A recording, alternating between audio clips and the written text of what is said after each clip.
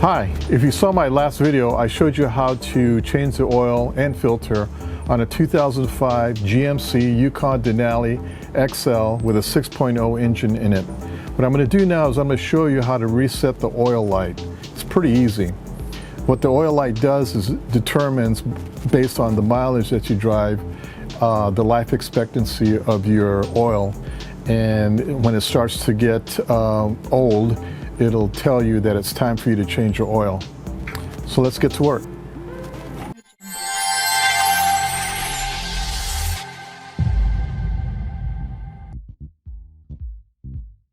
Okay, the first thing you want to do is get in the car and put your key in the ignition and turn it until it clicks once.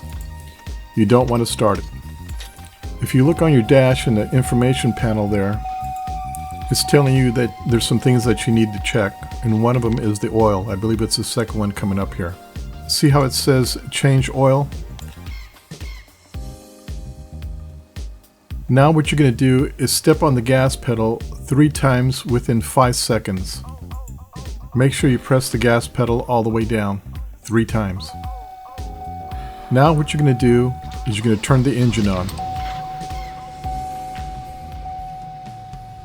Now here on your steering wheel on the left side, the left lower button, you're going to press it until you see engine oil life 100%. It means that you did everything right. Okay, now you can turn off your engine and you're all done. That's it. See how easy that was? Okay, well I hope you enjoyed this video and I hope it was very informative. Please check out my other how-to videos. Oh, and check out my new website. There's new items being put in there every day. Don't forget to like and subscribe, and of course, hit the bell. Until then, we'll see you at my next video. Bye!